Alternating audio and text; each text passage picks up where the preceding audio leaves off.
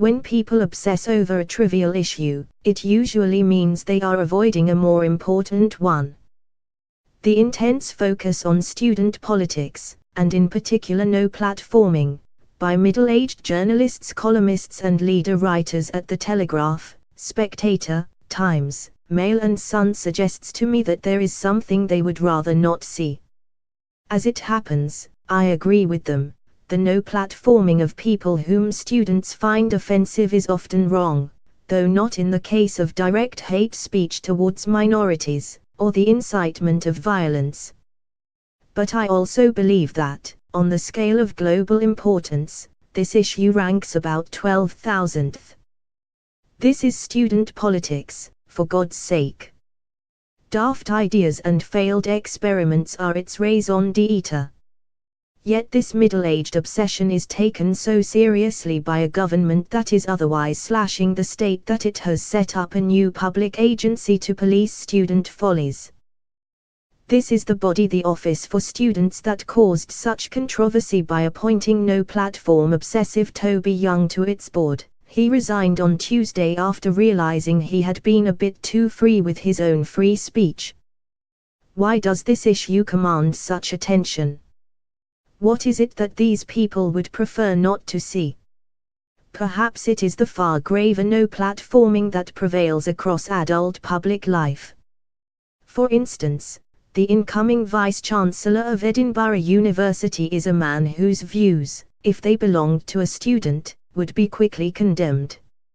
In his current post, as University of Hong Kong Vice-Chancellor, he signed the following letter: "We treasure freedom of expression, but we condemn its recent abuses." Freedom of expression is not absolute, and like all freedoms it comes with responsibilities. All universities undersigned agree that we do not support Hong Kong independence, which contravenes the Basic Law. Digging his hole deeper, he now claims that the phrase recent abuses refers not to the pro-independence protests at universities but to unrelated instances of hate speech. How can this meaning be deduced from the letter? Is a man who first rails against free speech, then engages in such sophistry, fit to serve in this role? Shouldn't the minister responsible for the events take an interest in the matter? Or is easier to attack a handful of confused 18-year-olds? Another resounding silence concerns the U.S. government's deletion from its websites of thousands of documents that mention climate breakdown. The U.S. Agriculture Department instructs that the terms climate change or greenhouse gases should not be used in its publications, and the federal government bans the words vulnerable, entitlement, diversity, transgender, fetus, evidence-based and science-based from an agency's budget reports.